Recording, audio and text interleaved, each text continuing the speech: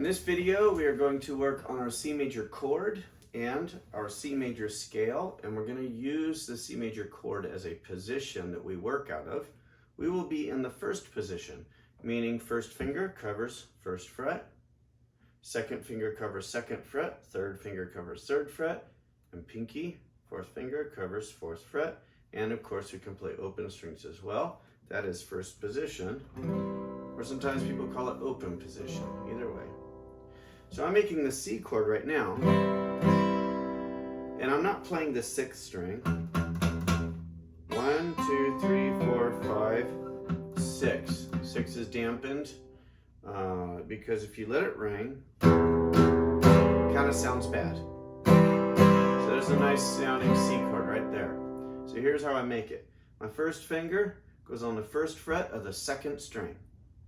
My second finger goes on the second fret of the fourth string.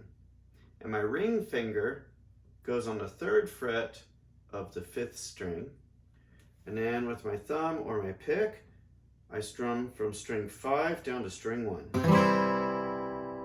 And I either try not to hit string 6, or I can touch it with the tip of this finger right here, so it doesn't want to go. Or I can touch it with my thumb. Though a lot of times guitar teachers will ask you not to do that because it's not a very good habit to throw your thumb over the top, but it's useful if you want to make a string be quiet. Then I don't have to worry about hitting all 5 strings with my pick. Now to make this sound right, first let's do it one string at a time and see if we can hear all the notes.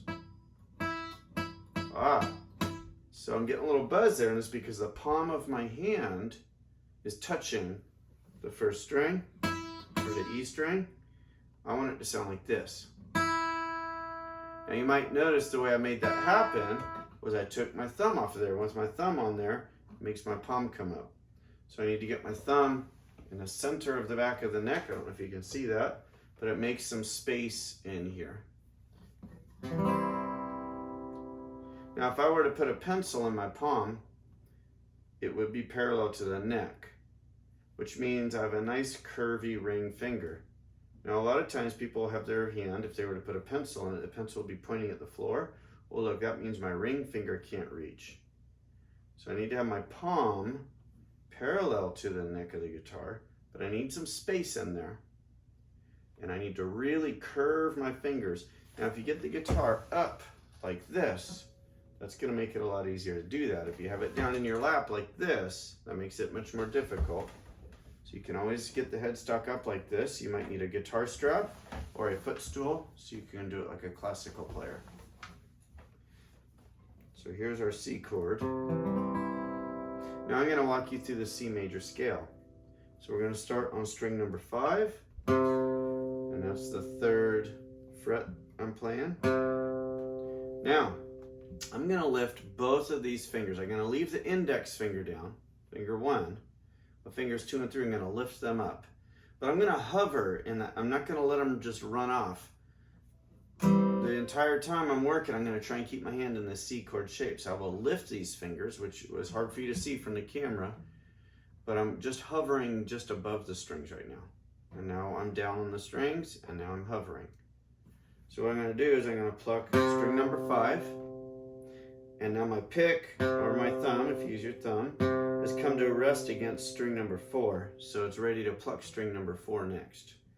So now I will lift those fingers, which means I can get open string number 4. Now I'm going to put my second finger back down where it belonged to get an E. And so now I'd say just practice those 3 notes. C, D, E, C, D, E. You should say the letters as you play them so you remember what they are. You're going to need to know that later. C, D, E. Now my third finger, which is hovering, it's going to come down on the 3rd fret, but of the 4th string this time because that's my F. F. So now I've got 4 notes. C, D, E, F. And I would practice that until you get it. C, D, E, F. My next next note is G. That's going to be the next string. So I'm going to take these two fingers and lift them both out of the way so I can pluck my open G string. C, lift the fingers. D, place the second finger. E, place the third finger. F, lift them both. G. Next note is A. My middle finger's got to come down on the second fret of the third string. A. So here we go. C, D, E, F, G, A. Now I'm going to lift my index finger, open B. And now I'm going to place my index finger down again on C. And then I'm going to put everything back and strum the whole C chord. See if you can do that. C, D, E, F, G, A, B, C.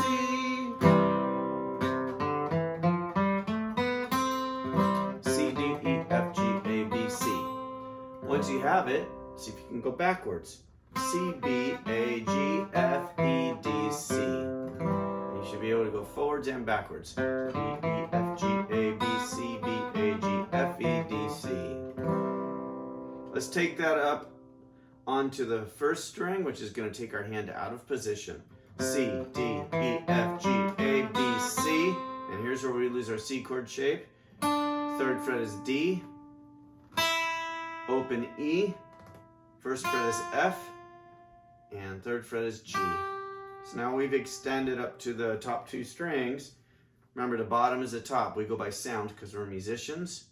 So the closest string to the floor is the top string because it's the highest sounding. And the string that's closest to the ceiling is the bottom string because it's the lowest sounding.